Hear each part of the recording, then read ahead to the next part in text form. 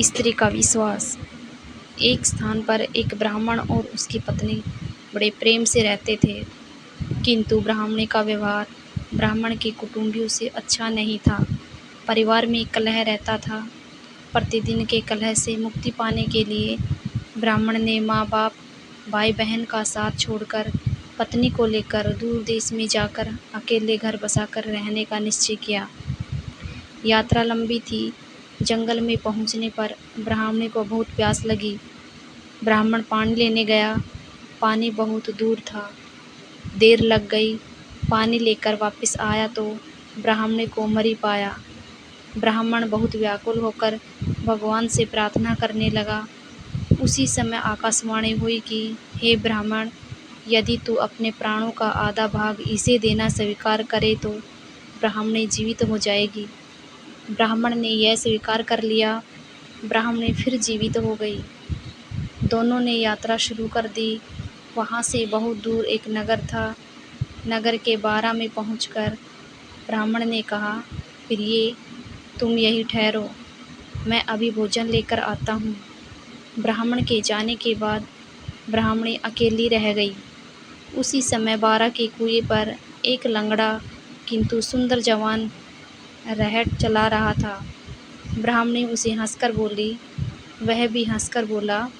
दोनों एक दूसरे को चाहने लगे। दोनों ने जीवन भर एक साथ रहने का प्रण कर लिया। ब्राह्मण जब भोजन लेकर नगर से लौटा तो ब्राह्मणी ने कहा, यह लंगड़ा व्यक्ति भी भूखा है, इसे भी अपने हिस्से में से दे दो।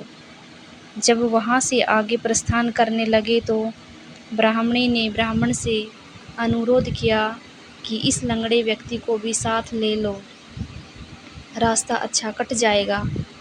तुम जब कहीं जाते हो तो मैं अकेली रह जाती हूँ, बात करने को भी कोई नहीं होता।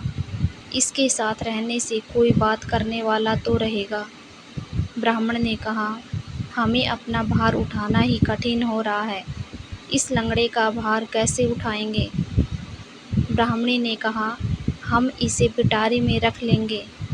ब्राह्मण को पत्नी की बात माननी पड़ी। कुछ दूर जाकर ब्राह्मणी और लंगड़े ने मिलकर ब्राह्मण को धोखे से कुएं में धकेल दिया। उसे मरा समझकर वे दोनों आगे बढ़े। नगर की सीमा पर राज्य कर वसूल करने की चौकी थी।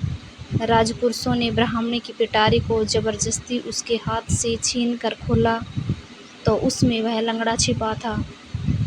यह बात राज दरबार तक पहुंची। राजा के पूछने पर ब्राह्मणी ने कहा, यह मेरा पति है। अपने बंधु बांधवों से परेशान होकर हमने देश छोड़ दिया है। राजा ने उसे अपने देश में बसने की आज्ञा दे दी। कुछ दिन बाद किसी साधु के हाथों कुएं से निकाले जाने के उपरांत ब्राह्मण भी उसी राज्य में पहुंच गया। ब्राह्मणी ने जब उसे वहां देखा तो राजा से कहा कि यह मेरे पति का पुराना वैरी है, इसे यहाँ से निकाल दिया जाए या मरवा दिया जाए। राजा ने उसके वध की आज्ञा दे दी। ब्राह्मण ने आज्ञा सुनकर कहा, देव, इस स्त्री ने मेरा कुछ लिया हुआ है, वह मुझे दिलवा दिया जाए। ब्राह्मण ने ब्राह्मणी को कहा, देवी, तूने इसका जो कुछ लिया हुआ है सब दे दे। ब्राह्मणी बोली, मैंने इसका कुछ भी नहीं लिया। ब्राह्मण ने याद दिलाया कि तूने मेरे प्राणों का आधा भाग लिया हुआ है, सभी देवता इसके साक्षी हैं। ब्राह्मणी ने देवताओं के भय से वह भाग वापस करने का वचन दे दिया, किंतु वचन देने के साथ ही वह मर गई। ब्राह्मण ने सारा वृत्तांत राजा को सुनाया। कहानी को लास्ट तक देखने के लिए धन्यवाद।